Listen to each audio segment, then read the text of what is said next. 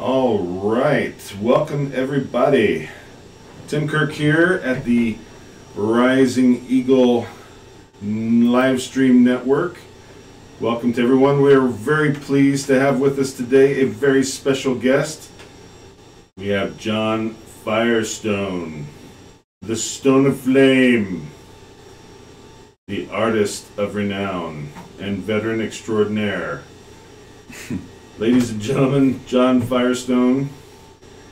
He and I have slayed some dragons together, and we're very pleased to have him with us. He is an artist with many talents, but also has a very fascinating veteran background and story to tell as well.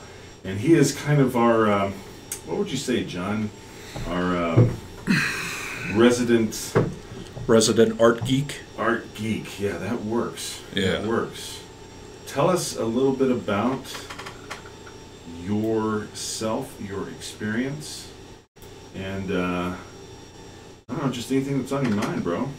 Sure. Welcome. Thank you. Appreciate it. So my vet experience is really not extraordinary at all. In fact, I recently saw on some vets pages they had a Regular Forces T-shirt, and I'm really thinking about getting the Regular Forces T-shirt, because as much as my vet experience meant to me, and still means to me now, it ended up not being my cup of tea, and I ended up going the art route, trying to follow that muse instead. But luckily, I have a vet experience because I got to go around the world. I got to do different jobs, meet so many different people. And to this day, I have so much to draw from and such a community to be a part of that it's really a blessing. So I appreciate all that.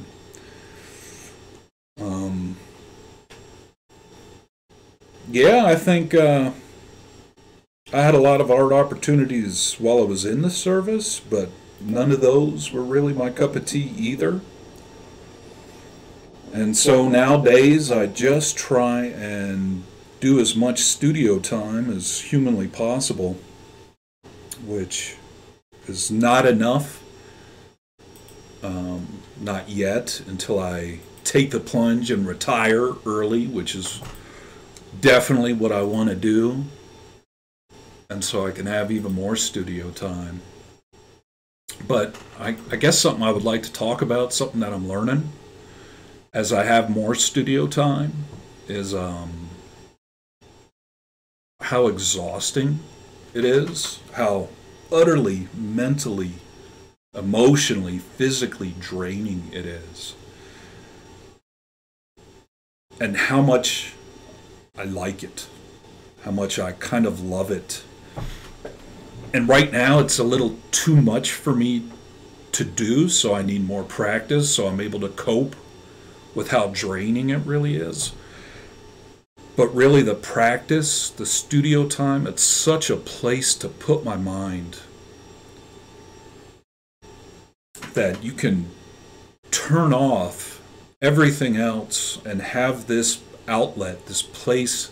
Maybe it's not even so much of an outlet, but it's just a constructive place to put my mind.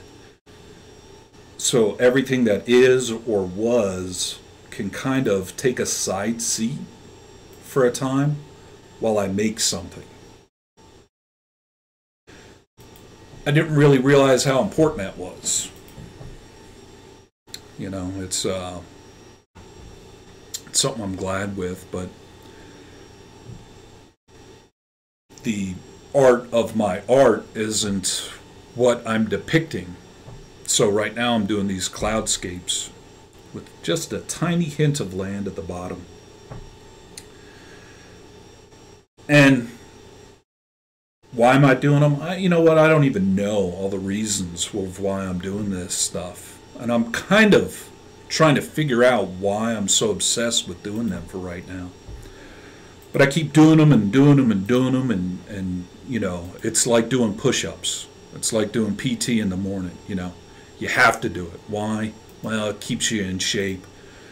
It keeps you doing something. All of these paintings are doing push-ups for me. And they also help to reveal things that I'm thinking about, maybe in my subconscious, because, like I was saying, it's not the cloudscape I might have taken a picture of with my iPhone or my camera. Put up a picture that you sent me this morning. Is that right? Yeah, that's a good one. Putting it up over your left shoulder. Is that this shoulder or this one? That would be your right shoulder. Yeah, your military left. Okay, all right. And there it is, so people can check it out. Talk to us about that. Where did that come from? And so here's the thing about these, is they don't really come from anywhere. Nothing specific. Mm-hmm. Where I'm going to in my art now is I'm not trying to repaint a cell phone photograph or a camera photograph or anything like that, because it's not really about that at all. What I'm trying to do is maybe be inspired by nature, and I don't have a full understanding of why an image like that means something to me. It does. It hits me somewhere. It's a different language. It's a visual language. So I can't really put it all into words, but I can put it into practice. And what I'm thinking right now is, you know, you can't paint every water vapor trail exactly as it exists. You make choices. You make choices when you sit down and you work an image or you work a painting, and you're kind of working yourself. You make choices what to leave in and what to leave out. And all those little highlights on the clouds, you don't know. Like, why try to be faithful to something like that? You know, it's impossible, and you already took the picture. So it's about making these choices and what's important and what's not important. And that's really on the front of my mind the whole time. And I'm also not trying to hide brushstrokes. I want to leave them visible. And why? That's because that's me. I'm the brushstroke and all this. I made these choices. I do these things. And here's the record of it. And it was inspired by this thing, this impressive cloud I might have saw, or a day, maybe it was an overcast day. I've got so many of these going. You can be inspired by any number of things, but the more and more I think about this whole series of cloudscapes that I'm doing, the more and more I think there are forces in the universe above us that move, and we don't have any control over them. We're never going to have any control over them. We can only respond and react to them and deal with them, whatever happens. And in the bottom of all these paintings, there's a little bit of land. The particular one that you were showing, I don't know if you're still showing it. Yeah, it's still there. Okay. This one has the most land of this entire series, and typically I like to have a lot less. Because everything in a painting can be metaphor. It doesn't have to be an image of a barn or a mountain or something like that. All of this can mean something different. So these clouds are things that I can't really deal with, big forces that happen in life that I might not be able to digest regularly. And then the mountains are kind of the highest I can get, or the highest I could reach. If I work real hard and hike to the top of that thing, that's about it. So it's more of a way for me to think about and deal with all of these things that I can't quite fully understand or grasp.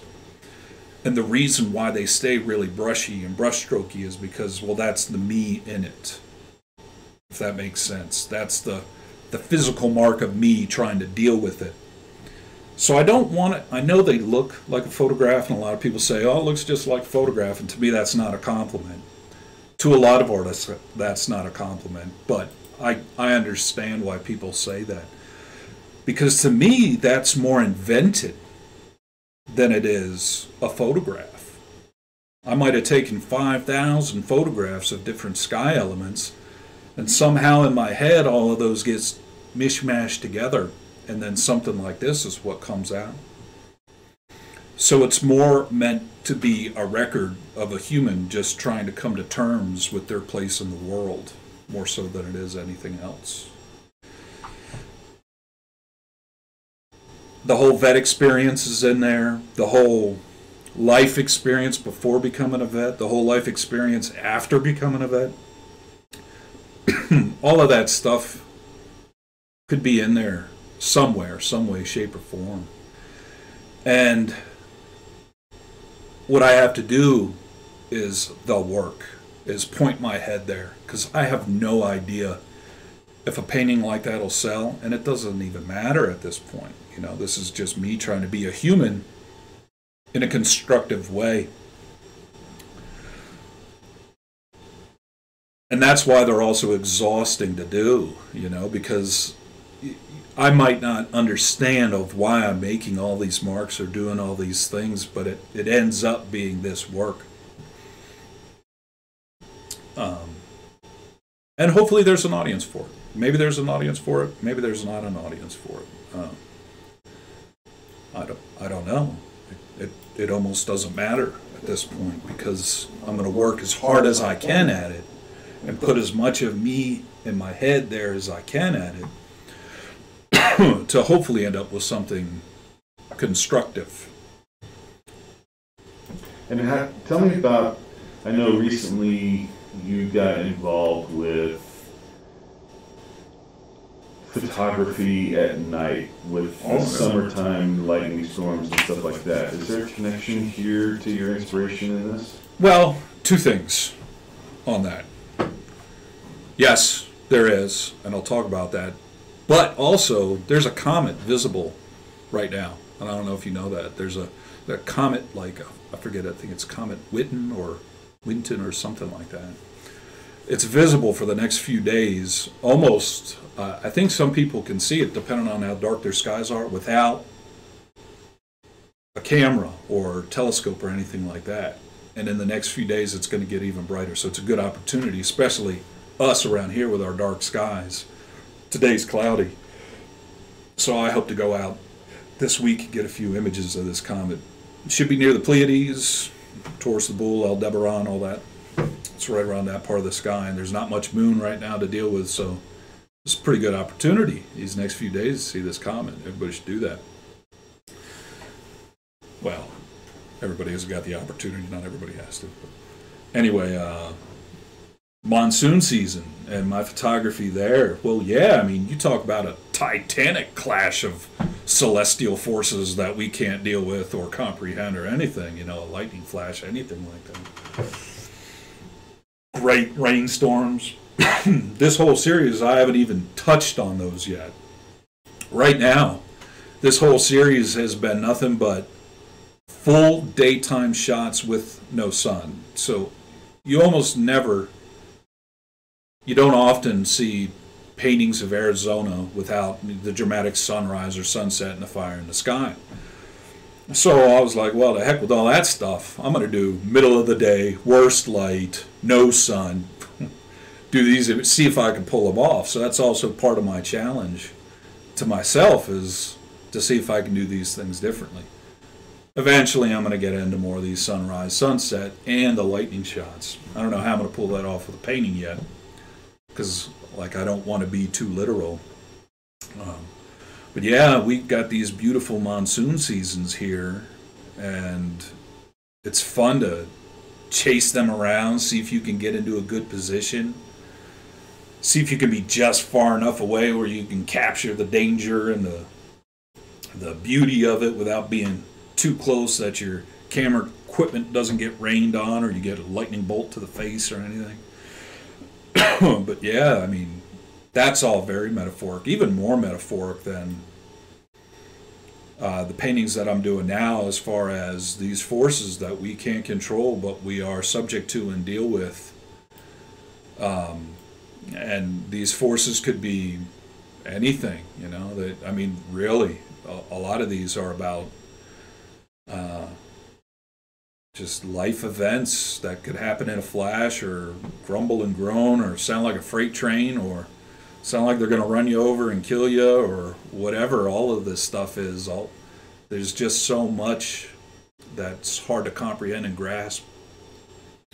And that's kind of what this whole series is going to be about in the future as well, is just trying to find a constructive way to come to terms with that, regardless of if I get an audience for it or not. Which, what I'm betting on, what I'm counting on, is that if I put in the work, I will see the results. If I continue to invest the time and invest myself into this work, I'll see an improvement, I'll see results, I'll see simpaticos, people who we might not have the words to say everything, but we can see something and recognize something in there that's bigger than ourselves. That's a tall order for me to try and go after. It's pretty egotistical. I don't mind. I'm going to try and do it anyway, because it's my degree. There's something there, and I'm just going to keep pushing after it and keep going for it. And an interesting thing to note about lightning shots, an interesting thing for me, is they're one of the things that people like so much because they hit on all of the senses. So a lot of the paintings I'm doing now might hit you on one or two senses. Maybe you think you could smell it or something like that, but they're pretty soundless, most of these. Whereas a lightning shot, it hits, sound, smell. You can smell the rain and the mesquite air. Visually, well, hopefully that's obvious, but it's like a waterfall. Why people are attracted to waterfall images, because they hit on all of the senses. Mm-hmm. And it's the same thing with a lightning shot, but it's got that, that uncontrollable raw power. That's a little bit different. So I like going after them. I'm not very good at it yet. I'm not as good as the people who I like looking at, but they exist for me to chase and go after. So I'm going to do that as well. Yeah, the guy who made this saying he's not very good. Whatever. So you've obviously connected with this, and you've obviously worked on your talents for years. And in fact, for anyone who visits the center here, one of the pieces that John worked on many years ago hangs in our foyer because it symbolizes a lot of what we've discussed in terms of what we're going after here in terms of serving veterans. But talk a little bit about your vision for what we've discussed, helping veterans do what you've done, achieve some modicum of what you've achieved here in terms of connecting with art and having it bear fruit in terms of your self-discovery, your journey, your expression. Yeah, it's a good question.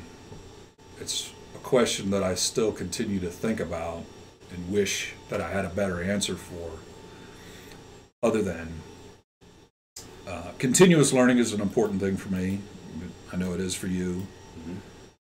Mm-hmm. And so I try and listen to a lot of people who've been successful in other realms and see what their tips and tricks are. And the one thing I keep coming across time and time again is you got to put in the hours, you got to put in the work, you got to put in this dedication. Even if you don't want to, even if you don't know the final state or whatever's going on. And one quote I came across recently, and I wrote it up in my studio, was protect the process and the results will follow. And that's from Dan Brown, the guy that wrote Da Vinci Code and things like that. He says, protect the process and the results will follow. And I mean, he wasn't always famous. A lot of these people are successful now. They weren't at one point. And what they do is they put in the work, they put in the effort, And I can't tell you how many times I've given up, or I call it going into and going out of season. And there's a lot of times where I go out of season and I just don't feel the urge to paint as much, or I get so disheartened and I get so self-critical and like, oh, I'm terrible, nobody likes me. And I mean, this is just very standard thing for me to feel, is just like, why bother, why do this stuff? It amounts to nothing, nobody gets my work, nobody gets me. But there's also this other itch back there that's like, you gotta keep doing what you do. I don't know if it's any good. You got to keep after this vision of being an artist, and I mean, that's what I want my full-time job to be, is a full-time artist. The sooner the better. Even though right now, everything that I'm doing right now is to set myself up to do more work, not sell, not show necessarily. It's just to put in the hours of work.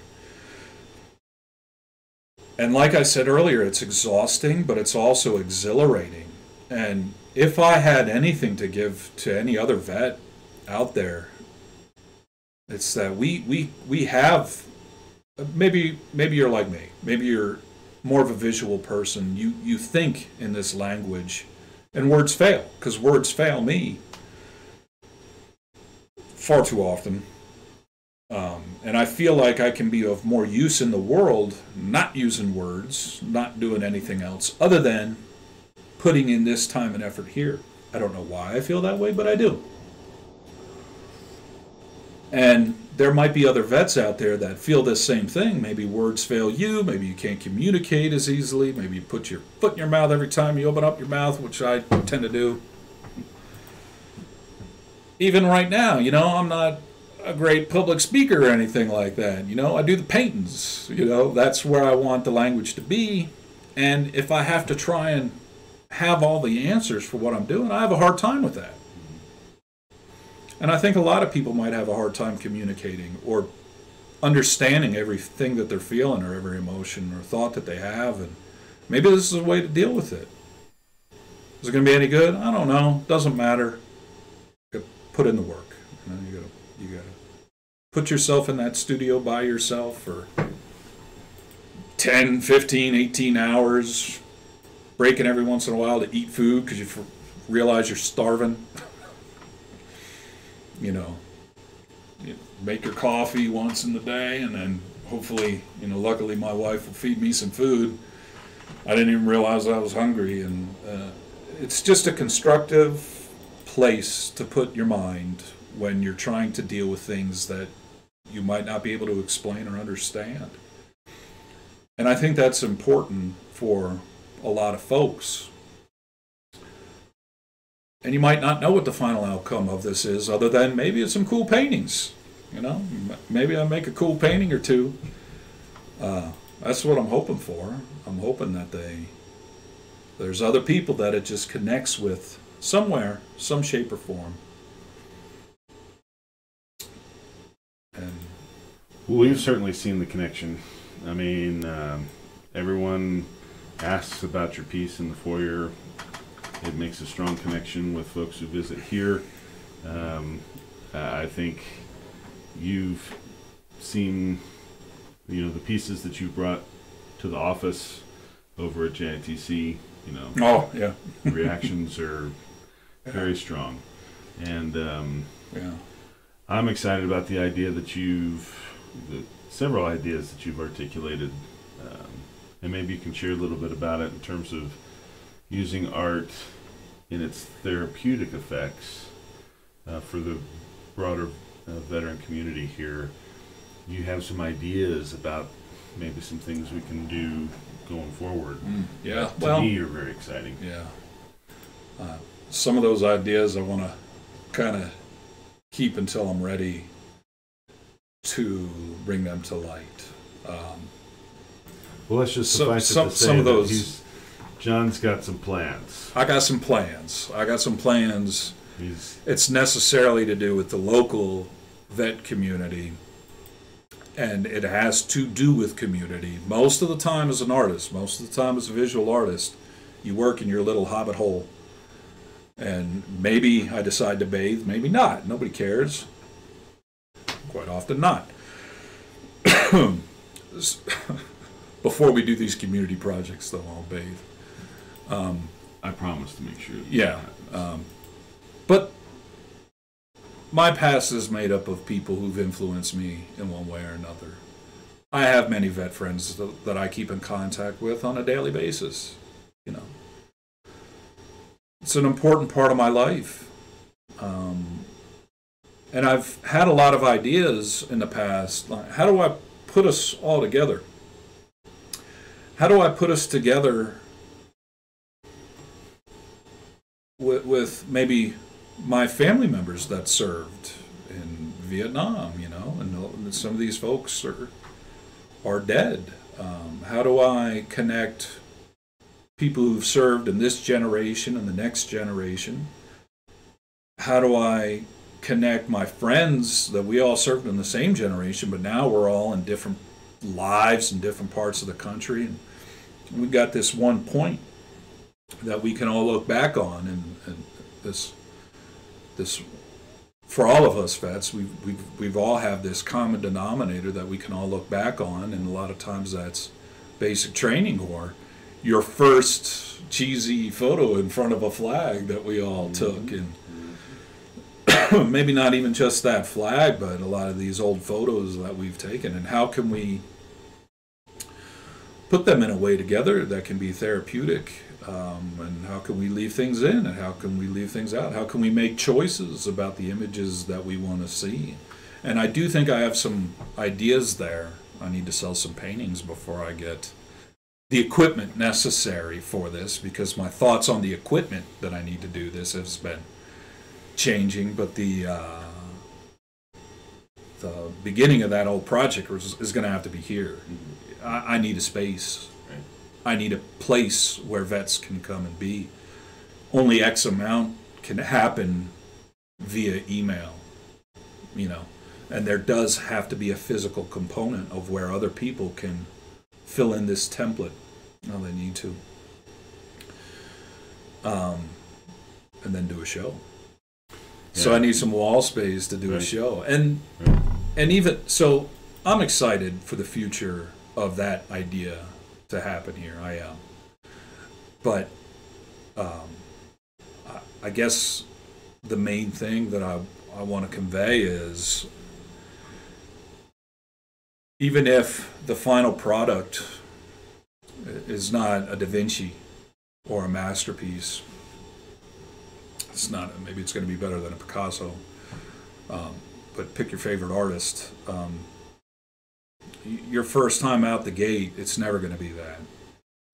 And a lot of people who I've dealt with in the past who are working on an art project, the one idea that I've discussed with you has some potential that's far beyond me and can probably be satisfying for a lot of people. But a lot of artists who want to try and communicate visually, you know, they sit down, they get inspired, they got this drive, they do a piece or two, and it just doesn't look as good as somebody else's piece that they want to emulate. Say you like,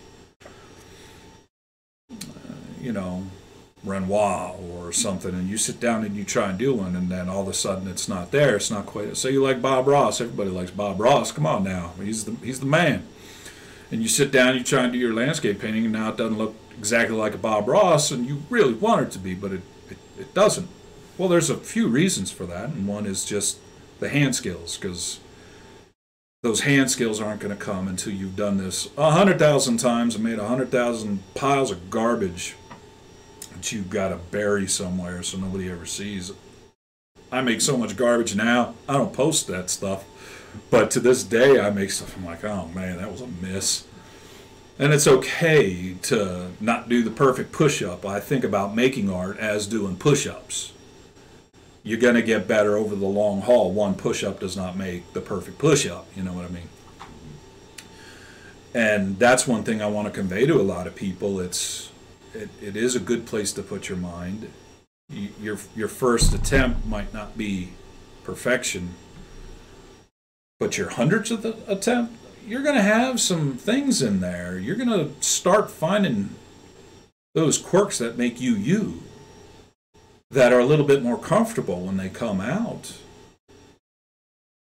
You're going to start realizing that it's not about reproducing your favorite painting or photograph that you ever saw photorealistically perfectly. That's a great talent to have, but that's not all art is. And a lot of my work, I want to be more expressive. I want to leave my own marks of hesitation. Like a lot of professional artists try and have everything perfect that they display. Well, my own indecisions in a painting, I want a record of that. I want to be wrong. I want to be able to be wrong somewhere and leave that wrongness there, but have the whole picture be right for some reason. And in the beginning, when you're first starting this stuff, that's a hard call to make. You are very insecure, and I'm still insecure to this day about a lot of my work, but that insecurity, those records of those insecurity, that has weight and power and humanity behind it, because we're all insecure about a choice or a decision. And this is a way for me to be able to talk about it, and it's a way for other people who are visually minded to be able to talk about this stuff too. But it doesn't come your first few times. It doesn't come 10, 20 times. I mean, I don't have a single painting remaining of my first year of art school. You know, there's nothing. It's all painted over. It's all, unless somebody was nice and bought something to, give me an attaboy for a nice effort. And anymore, it's not even about that whole side of it. Maybe I'm even anti that side, the money side of it, and the maybe I say that now. Next week I'm going to be rich and famous artist, and I'll be all about it. Who knows? But right now, it's not even about that. For me, as a human in my own development, it's about protecting the process and hoping the results will follow, no matter how exhausting it is to deal with. That's why I do it, and that's what I hope other vets could take from this as well, that it is a place to put yourself and your mind to be constructive and to have this record. And even those warts that I have in my own paintings have their own beauty. Eventually, once you start manipulating whatever medium it is that you do, the more time you spend with it, the more time you get drawn to things that you do. And I have this hand tremor, it might be hard to see, but I have this natural, especially when I get excited about something, I've got this natural quaver. And that's not a beautiful, crisp, clear Da Vinci line. Maybe I should say it's not a Da Vinci line, but that doesn't mean it's not beautiful in its own way. It doesn't mean that it can't transmit important information in a different medium. And you got to protect that process. You got to put yourself in the studio for hundreds and thousands of hours, and at the end of it, I do think, I am trusting that everybody else who's been before me and is successful is right. That it's not just some type of raw talent that you just kind of like crap out and put up there, and now all of a sudden you've done made it, whatever that might mean. It's not about that. It is about the work. It is about the time that you can invest. And to me, the studio time is time investing in myself, but not only for myself, for other people, even my family, even future generations. It's an attempt to leave a legacy that's better than me, even if it's crap right now, even if I don't know what the heck I'm doing. I'm trusting the work to lead me to more revelations about myself and my own relationship with the world, my own time, my own past, things that I'm not happy with, things that hurt in the past. All of that can be in the work that I do now and have relevance. So that's really what I'm trying to work on. So I'm using this landscape motif, which is boring. It's the safest, most boring thing ever. If you want to talk about non-confrontational, I mean, you do a landscape or a painting of a puppy dog or something like that. I mean, it's one of those things that it's the perfect Coke commercial where the whole world's singing in glee and harmony, which is a lie. There's all this other. So I'm trying to use this safe thing, and then behind it have this tumultuousness, this juiciness, this rottenness, a place for it all to be, this, rightness and wrongness, and I want it all self-contained little thing. In our advertising culture, it's a tough thing to get people to sit down long enough and look at an image and get all that stuff, and they might not ever. But I do believe that there's a big segment of the world where words fail. And this record, this work, doesn't fail. It can be there. And it's up to me in my profession, my chosen profession, to try and keep working this until I am successful, until I can convey that message to a broader audience. And I've kind of chosen a big hill to climb, pun intended, I guess, with my work. But trying to use something so boring and safe, a midday landscape shot, to talk about harshness of life, or you're not really going to know that when you see it. But there's some weird connection that folks have with this work. Sooner or later, so this stuff's getting through, even though words fail me and words might fail other people. If somebody had a connection with that work before they heard a word out of my mouth or anybody's mouth, that proves the point. That this other language that basically everybody shares can really go a long way to talking about the things that are too hard to talk about. That's the benefit for the vet community that I hope exists. So some of the projects that we have discussed, that's another way. But that's a community way, and a lot of vets might, hopefully, will be able to come to that and get something and have something, and I do hope that. But there's another side of it, and that's the hobbit artist. I don't really fit in very well with anybody, and so I fit in best here. And if I'm not fitting in with the rest of the world, because I don't, and I'm not gonna, and that's fine. I'm okay, because I got my hole where I can go and spend so much time doing this, exhaust myself, put everything I got into it, a shot or two of rye whiskey, and call it a day. And then maybe in 5 years I'll pull them out and be like, wow, did I do that? Oh, that was pretty cool. And somebody else see it and have a connection with it. And I don't know, that's where I feel like I might be able to add something to life. Well, listening to you on this format, I'm reminded of one of my favorite singers, Tim Minchin, who at the end of his concerts always says, because all of my songs are stupid, I fear that people will leave here thinking that I lack depth. And anytime we get to the part of this program where we feel like we lack depth, we're going to have you on, because you have brought like 10 metric tons of depth to the conversation here.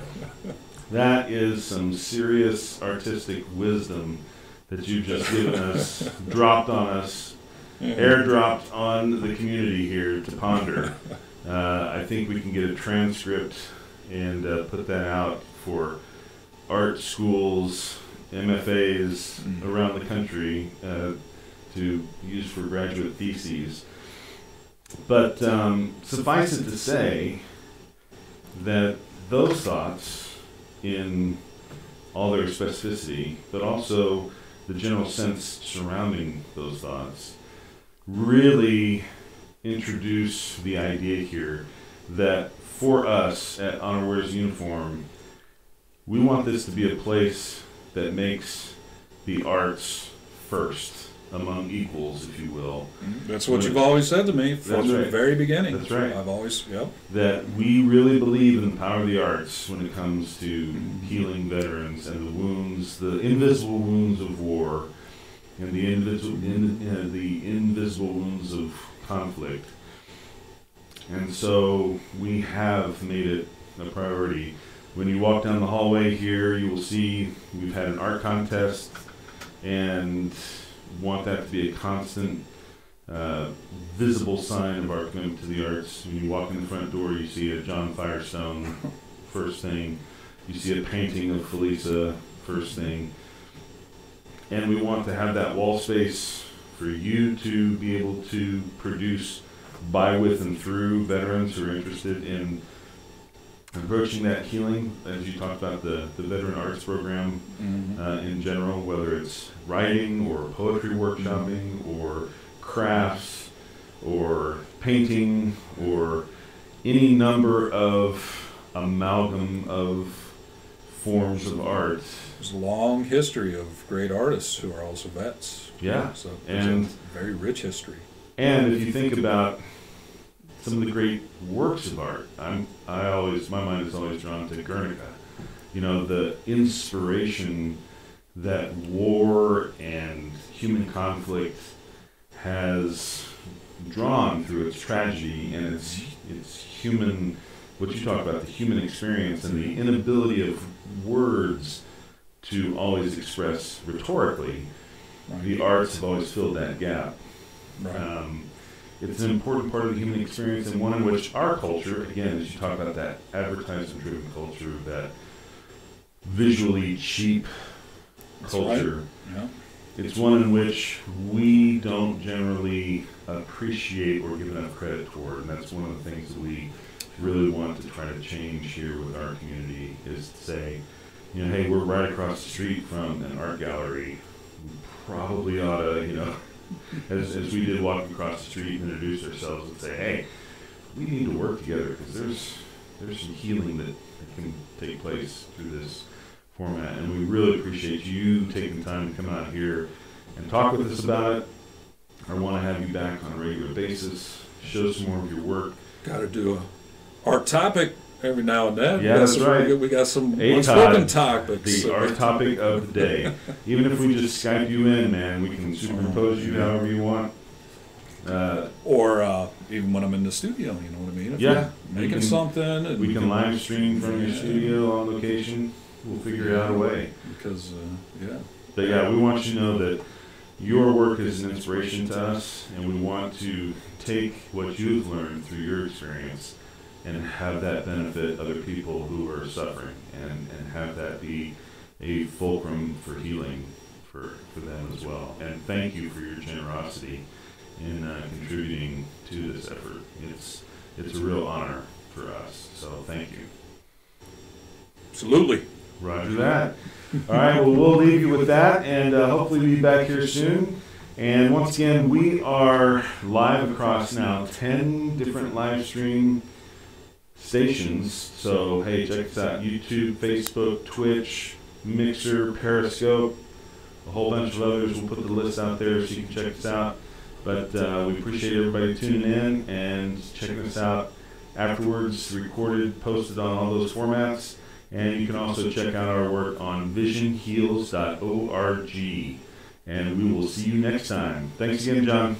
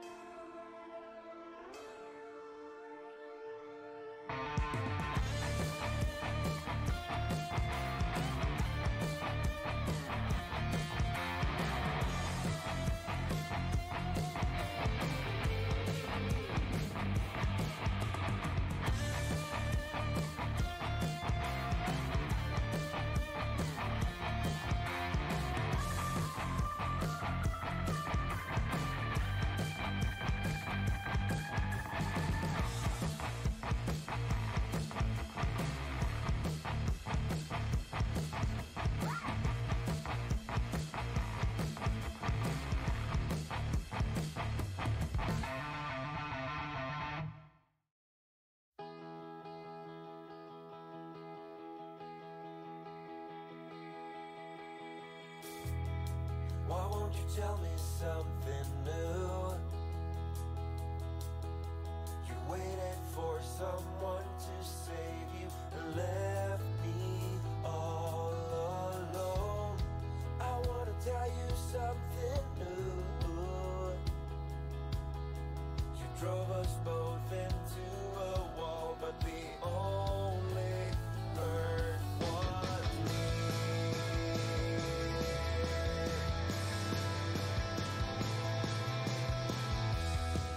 It's the longest night of my life, and the longest goodbye I've cried.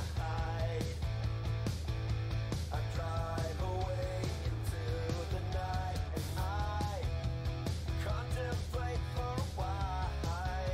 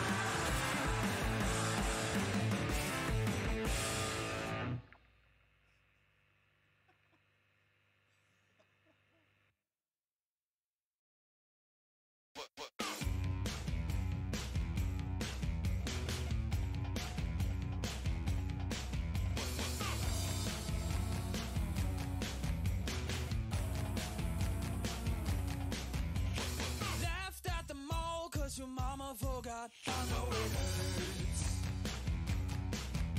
Bullied by the cool kids on the first day of school. I know it hurts so bad. Let it go, let it go. You'll be better off without our breaks. We don't care if you know, we will never let you go. Can't take any more, I'm under control. We won't fight all the time, we'll punch you if you're feeling fine. Yeah, it will go on as long as you want.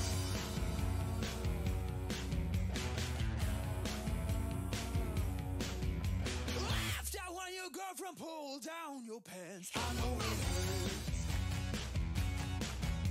Kicked out on the first day of your new job. I know it hurts so bad. Let it go, let it go. You'll be better off without our breaks. Let it go, let it go. You'll be better off without our breaks. We don't care if you know, we will never let you go. Can't take any more, I'm under control. We won't fight all the time, we'll punch you if you're feeling fine. It will go on as long as they want. We don't care if you know, we will never let you go. Can't take any more, I'm under control. We won't fight all the time, we'll punch you if you're feeling fine. It will go on as long as they want.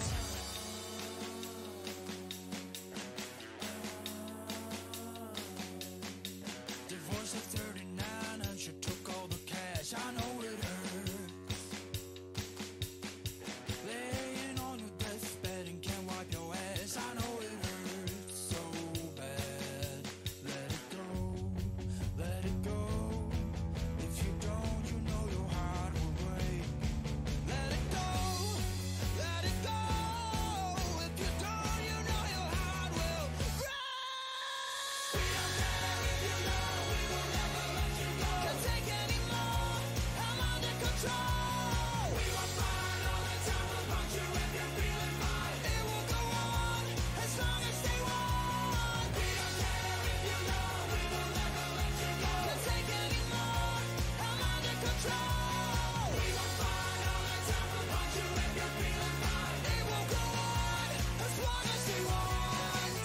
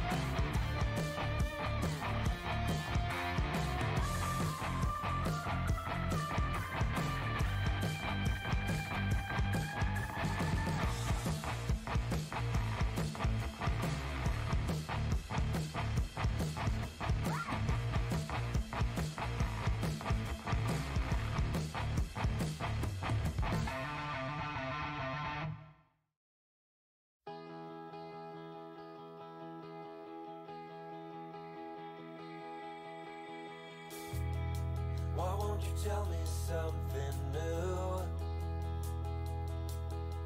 You waited for someone to save you and left me all alone. I wanna tell you something new. You drove us both into a wall, but the only hurt was me.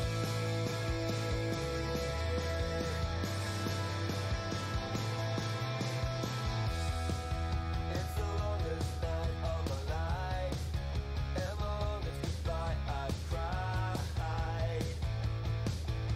I drive away into the night, and I contemplate for a while. When you love someone, you just can't stop. Spin the wheels until they drop. Don't you wish I would have been someone else? I wanna fill your gap without making a mess. And you, oh, you tell me something new. You waited for someone to save you and left me all alone. I wanna tell you something new.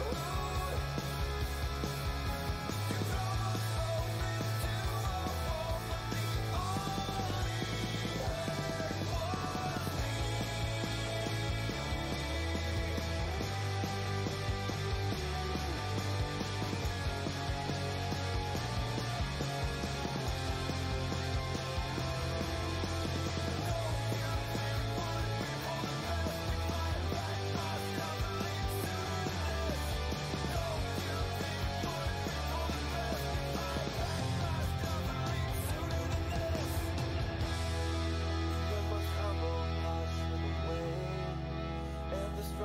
Way I can say, I wish you all the best I can. Then I stop myself for a while. I'm saying things I don't believe. The facts rising up in me. You, oh, you tell me something new. You waited for someone to save you and left me all alone. I wanna tell you something new. You drove us both into a wall, but the only hurt was me.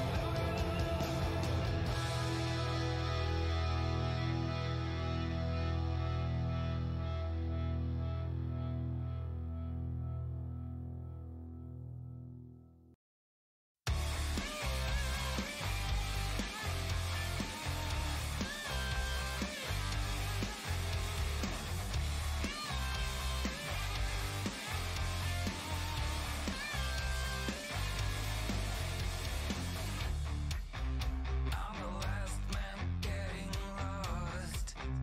It's a feeling that is hard to face. Do we need a second chance? And a new second place.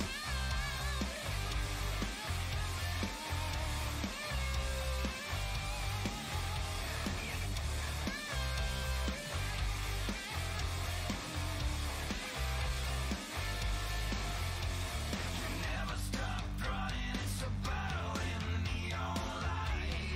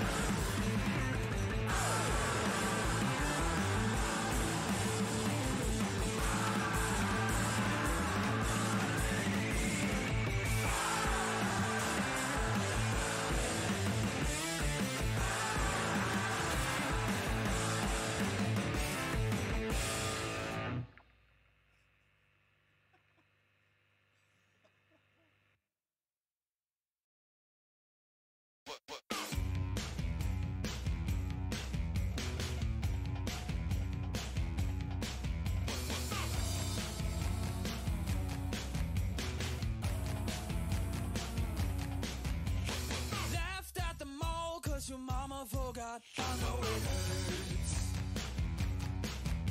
Rolling by the cool kids on the first day of school. I know it hurts so bad. Let it go, let it go. You'll be better off without our praise. We don't care if you know, we will never let you go. Can't take anymore, I'm under control. We won't fight all the time, we'll punch you if you're feeling fine. Yeah, you will go on as long as you want.